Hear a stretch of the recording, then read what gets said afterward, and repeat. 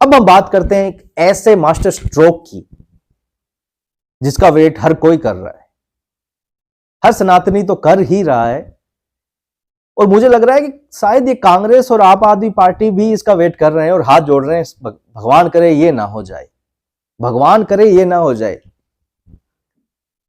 और मुझे लग रहा है कि भगवान ने उनकी सुन ली, क्योंकि जिस हिसाब से अभी कोई रिपोर्ट नहीं आ रही है ना, उस हिसाब से मुझे लग रहा है भगवान ने सुन ली। क्योंकि मैं इस पे वीडियो पहले बनाना चाहता था, पर वॉच एंड वेट की लिस्ट में था मैं। नुपुर शर्मा का इस दिल्ली चुनावों में कितना फायदा हो सकता था, मतलब हो सकता है या था, क्योंकि अभी ऐसी कोई अपडेट नहीं है जिसपे हम यह कह सकें कि यदि नुपुर शर्मा होती इन चुनावों में तो कितना परसेंट वोट बढ़ जाता। पर एक ऐसी बात है जो आपको इस वीडियो में बताऊंगा, तो वीडियो अंत तक जरूर देखिएगा। जय श्री राम, मैं रवि सांखी। आज हम बात करेंगे दिल्ली के चुनावों की। दिल्ली के चुनावों में राहुल गांधी अभी कहीं दिल्ली की कोई एरिया में गए थे, वहां पे मीडिया के सामने बात कर रहे हैं। ये देखिए नाला, देखिए दिल्ली का, यहाँ पे पेरिस बना दिया, दिल्ली को पेरिस बना दिया, मतलब खुल के केजरीवाल की काट कर रहे हैं, खुल के। अब सोचिए कि जिन लोगों ने इंडिया अलायंस को वोट दिया था, जिन लोगों ने इंडिया अलायंस को वोट दिया था, वो क्या सोच रहे होंगे, उन पर क्या बीत रही होगी। मतलब समझिए, सेटअप समझिए कि इंडिया अलायंस को वोट कौन दे रहा है? जो कांग्रेस को पसंद करता है, जो आम आदमी पार्टी को पसंद करता है, वो जो पसंद कर रहा है इन सब पार्टियों को, वो इंडिया अलायंस को वोट दे रहा है।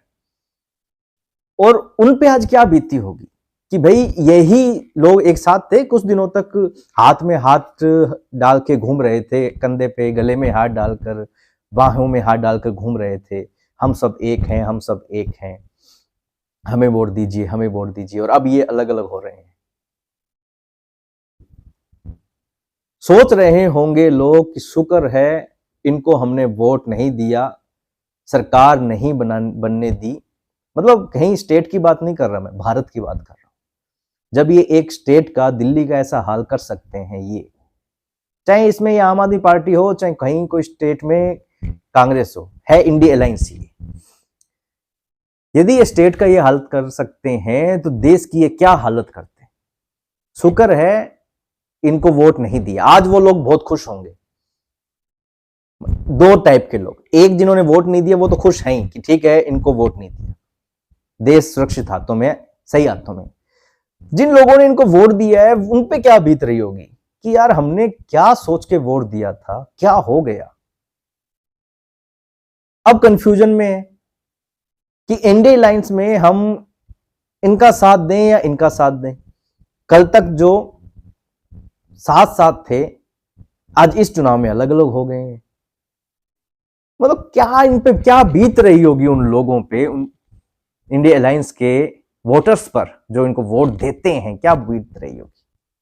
और दूसरा एक चीज देखिए, आम आदमी पार्टी, अभी आम आदमी पार्टी के जो मुख्यमंत्री हैं आतिशी जी ने कहा कि मेरे पास तो रुपए ही नहीं है चुनाव लड़ने के, तो मैं जनता से चंदा लूंगी। उन्होंने अपना डोमेन स्टार्ट किया, चंदा लिया।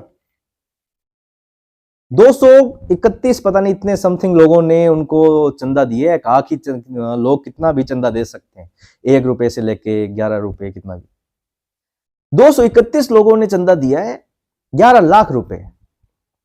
और लिखा क्या है इसमें कि ये है सही राजनीति, जहां हम जनता से, गरीबों मतलब आम आदमी से, जनता से पैसे लेते हैं पर बिजनेसमैन से नहीं। ये भूल गए ये इलेक्ट्रोल बॉन्ड के जरिए इलेक्ट्रोल बॉन्ड के जरिए इन्होंने क्या क्या किया था, ये भूल गए। इलेक्ट्रोल बॉन्ड के जरिए इन्होंने 58 करोड़ रुपए लिए थे, तो वो भी टॉप 10। टॉप 10 ने 58 करोड़ का, और इनकी तो सरकार भी नहीं है, सेमी गवर्नमेंट है इनकी, 58 करोड़ का डोनेशन। और ये कहते हैं कि हम बिजनेसमैन से, तो वो बिजनेसमैन नहीं थे, आम आदमी थे, आम जनता थी जिनसे ये 58 करोड़ मतलब आम जनता 58 करोड़ रुपए दे रही है। मतलब इनको ये लगता है कि जनता मूर्ख है, पब्लिक डोमेन में है ये सब चीजें, पब्लिक डोमेन में जनता को पता नहीं चलता ये कि आप क्या कर रहे हैं, कौन सी राजनीति कर रहे हैं। मैंने अपने पिछले वीडियो में कहा था कि एक सिद्धांत है जो फिक्स है कि कुछ समय बाद में आपको लाभ मिलना कम हो जाता है, जिसका फायदा आज हो चुका है धीरे धीरे उसका फायदा कम हो जाएगा। यदि आपने एक झूठ बोल लिया है ना, तो अब कुछ टाइम तक ही वो झूठ बोल पाएंगे, बाद में उसका असर होना कम हो जाता है। वैसा ही ये जो रणनीति छोटी छोटी जो ये है राजनीति जो छोटी छोटी लेवल की कर रहे हैं, ये हो चुकी है पूरी, केजरीवाल ने कर दी पूरी। अब इनको ये लगता है कि नया फेस आ चुका है दिल्ली वालों के सामने, मुख्यमंत्री नया ही हो गया ये अतिशी, तो अब वही केजरीवाल ने जो राजनीति की थी वही मैं कर सकती हूं, तो जनता वापस मूर्ख बन जाएगी। मतलब इन्होंने दिल्ली की जनता को कतई कतई मूर्ख समझ रखा है। दिल्ली वालों के लिए पूरे भारत में तो ये फिक्स है ही एक टैग कि ये मुफ्त खोर हैं, पर इससे बढ़कर दिल्ली की सरकार ने एक टैग लगा रखा है कि ये मूर्ख खोर भी हैं, मूर्ख भी हैं, ये महामूर्ख। चलो टॉपिक पे वापस आते हैं। तो इन्होंने कहा है कि हम आम जनता से हमने ये 11 लाख रुपए लिए हैं, तो हम अच्छी राजनीति कर रहे हैं। जो ये 58 करोड़ 58 करोड़ लिए थे वो जनता को तो कुछ पता ही नहीं है, मूर्ख है जनता। चुनाव आएंगे वापस आपको जिता देगी, चुनाव जाएंगे चुप हो जाएगी। उधर राहुल गांधी को यह समझ में नहीं आ रहा है कि मैं चुनाव लड़ूं किस मुद्दे पे, किस टॉपिक पे चुनाव लड़ूं, ऐसा क्या कहूं जनता के बीच में जिससे जनता मेरी बात सुने। क्योंकि बात भी सही है। अब वो कह रहे हैं कि राहुल गांधी ने केजरीवाल के लिए कहा कि कभी सुना आपने केजरीवाल अडानी अडानी करते हुए, कभी सुना आपने? नहीं करते वो, क्योंकि ये सब एक ही थाली के चट्टे बट्टे हैं। ठीक है, पर कल तक तो आप साथ थे इनके, कल तक राहुल ये केजरीवाल के मतलब जो प्रोग्राम होते थे, सम्मेलन होते थे, उसमें सबको बुला लेते थे, पूरे इंडिया अलायंस को,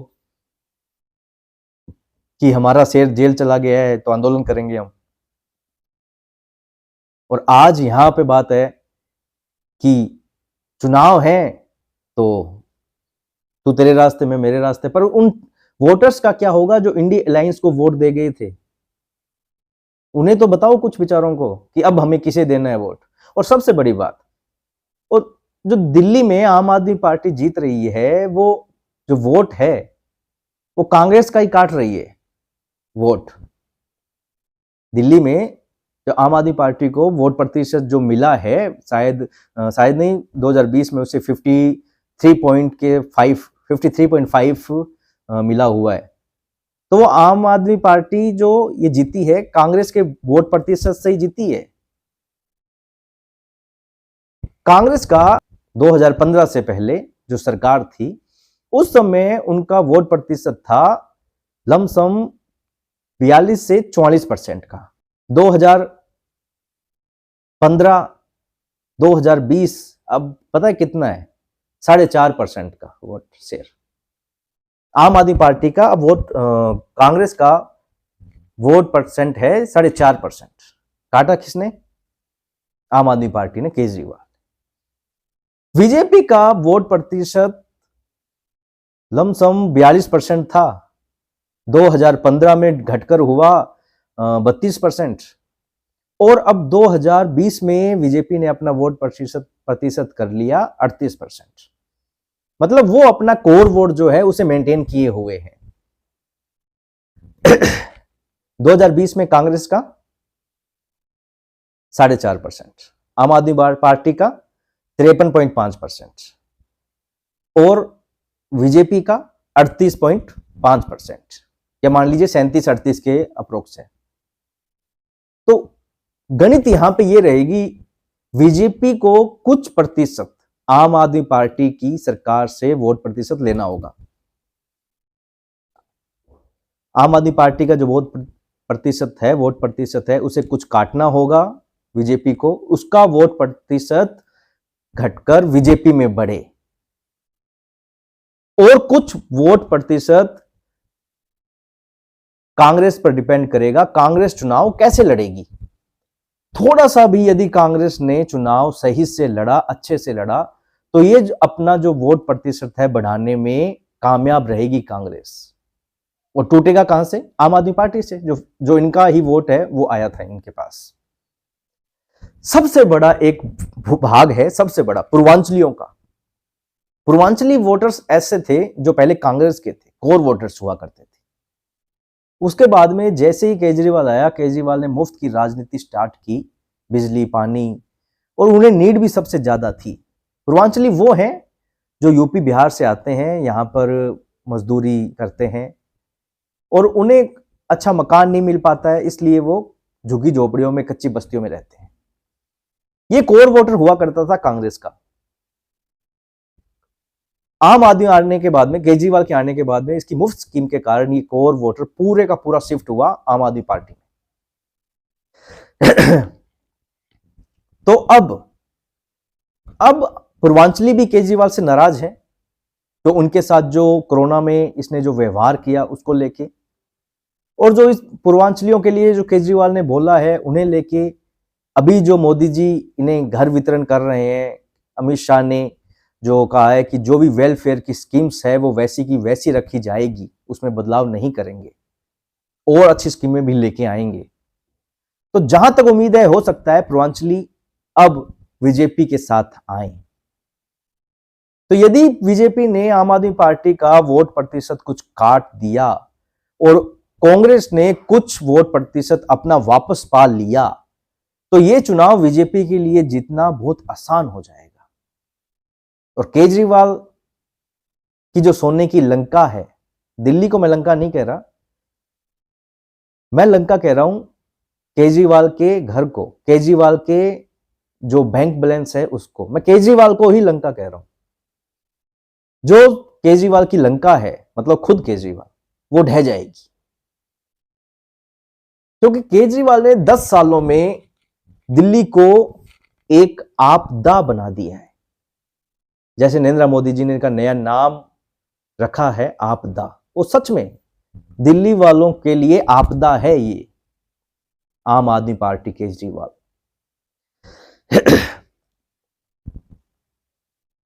तो चुनावों में दिलचस्प होगा देखना कि पूर्वांचली वोटर्स कहां जाता है, बीजेपी कितना वोट प्रतिशत बढ़ा पाती है और कांग्रेस चुनाव कैसे लड़ती है। पूरा खेल ये कांग्रेस पे डिपेंड है। यदि थोड़ा सा चुनाव कांग्रेस ने सही लड़ा तो सरकार तो कांग्रेस की नहीं बन सकती, पर बीजेपी सरकार जरूर बना लेगी। अब हम बात करते हैं एक ऐसे मास्टर स्ट्रोक की जिसका वेट हर कोई कर रहा है, हर सनातनी तो कर ही रहा है, और मुझे लग रहा है कि शायद ये कांग्रेस और आप आदमी पार्टी भी इसका वेट कर रहे हैं और हाथ जोड़ रहे हैं, भगवान करे ये ना हो जाए, भगवान करे ये ना हो जाए।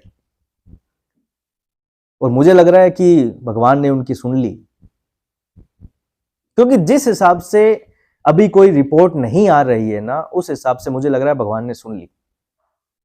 क्योंकि मैं इस पे वीडियो पहले बनाना चाहता था, पर वॉच एंड वेट की लिस्ट में था मैं कि पहले देखते हैं, थोड़ा वेट करते हैं।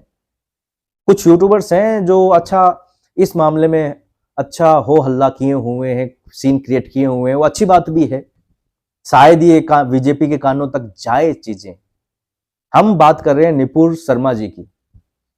नुपुर शर्मा दिल्ली में आज एक ऐसा नाम है जो हर सनातनी चाहता है कि वो आए, उन्हें प्रत्याशी बनाया जाए, दिल्ली के सीएम का फेस बनाया जाए, उन्हें प्रवक्ता बनाया जाए, वो प्रचार करें, जिससे हर सनातनी खुश होगा। यदि हम चुनावों की बात करें तो मुझे यह भी लगता है कि नुपुर शर्मा के आने से यह चुनाव 2 से 8% तक का फायदा बीजेपी को होगा। मैं लोअर साइड लेके चल रहा हूं, ये चुनाव लोअर साइड। 2 से 8% का फायदा सीधा सीधा बीजेपी को होगा।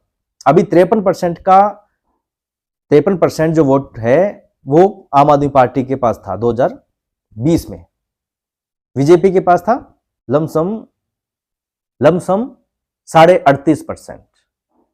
तो यदि 8% ये ऐड होता है, ये जो मैं लोअर साइड हूं, ये मैं यदि 8% ये ऐड होता है और कुछ वोट कटेगा जो कांग्रेस में जाएगा, तो बीजेपी अपनी आराम से सरकार बना सकती है। क्योंकि जो महाराष्ट्र में हुआ, हिंदुत्व की लहर चली, हिंदूवादियों ने, सनातनियों ने एक मुफ्त वोट दिया बीजेपी को। जो हरियाणा में हुआ, क्योंकि महाकुंभ अभी चल रहा है जिसका असर दिल्ली पे कहीं ना कहीं असर होगा, चाहे थोड़ा हो चाहे कितना भी हो, पर दिल्ली में असर महाकुंभ का जरूर होगा। वैसे ही ये एक लेयर बन जाती, हरियाणा, महाराष्ट्र, हिंदुत्व, सनातनी, महाकुंभ और नुपुर शर्मा। क्योंकि नुपुर शर्मा के अनाउंसमेंट से ही पूरी चीजें वापस उजागर हो जाती, महिलाएं उनके साथ रहती, वापस वो सीन आ जाता कि कैसे एक महिला को गला काटने की धमकी मिल चुकी है, कैसे इस महिला को इतने सालों तक अपने ही देश में बंद रखा गया, उन्हें नजरबंद रहना पड़ा अपने ही देश में। और जहां उसी की सरकार है, बीजेपी की ही सरकार है, वहां मतलब वो सब चीजें उजागर हो जाती, सब चीजें बाहर निकल कर आती। नुपुर शर्मा का मुझे लगता है बहुत फायदा मिलता बीजेपी को, और इसका डर मुझे लगता है कहीं ना कहीं आम आदमी पार्टी और कांग्रेस को है। और हो सकता है इन्होंने ज्यादा प्रार्थना की हो भगवान से, ऐसा ना हो भगवान, ये ना आए। भगवान ने सुन ली इनकी, क्योंकि तभी तो अभी तक कोई न्यूज नहीं है ऐसी। और यदि ये मास्टर स्ट्रोक है तो भाई अमित शाह जी को, मोदी जी को, जो बड़े इनके रणनीतिकार हैं, जो भी बड़े इनकी रणनीति करते हैं, इनसे ऊपर कोई नहीं है मोदी जी, अमित शाह से, तो इनको जरूर सोचना चाहिए नुपुर शर्मा के बारे में। नुपुर शर्मा जो इतने सालों से नजरबंद हैं, और फिलहाल हर सनातनी चाहता है, और यही समय है नुपुर शर्मा के लिए, बीजेपी के लिए भी, क्योंकि बीजेपी ये जो वनवास है दिल्ली का, वो पूरा करने का समय अब आ चुका है। और मुझे लगता है नुपुर शर्मा से बढ़िया मास्टर स्ट्रोक कुछ भी नहीं हो सकता, जिससे हर सनातनी खुश होगा। सोचकर देखिए, यदि एक बार ये चीज आ जाती है मीडिया में, सोशल मीडिया में, इलेक्ट्रॉनिक मीडिया में, कि नुपुर शर्मा को प्रत्याशी बना दिया गया है, क्या वो माहौल होगा, सनातनियों की खुशी की लहर क्या होगी, दिल्ली में क्या माहौल होगा, सोशल मीडिया पे क्या माहौल होगा। चुनाव एक बार पूरा बदल जाएगा, समीकरण रातों रात चेंज हो जाएंगे। या ऐसा हो सकता है कि अभी जैसे मैंने कुछ समय वेट किया, वॉच एंड वेट की लिस्ट में था मैं, हो सकता है ऐसा ही बीजेपी ने किया, कर रखा हो, मतलब अमित शाह भाई कर रहे हो कि अभी थोड़ा रुकते हैं, तभी थोड़ा रुकते हैं। पर ठीक है, कुछ भी हो सकता है, अभी कुछ भी बोलना सही नहीं है। पर हां, नुपुर शर्मा यदि इस चुनाव में आते हैं, उनको लाया जाता है, तो ये चुनाव बदल जाएगा, उनके समीकरण बदल जाएंगे, और सबसे बड़ी बात, हर सनातनी को खुशी होगी। तो आज का वीडियो यहीं समाप्त करते हैं, कल मिलेंगे किसी नए टॉपिक के साथ। जय श्री राम।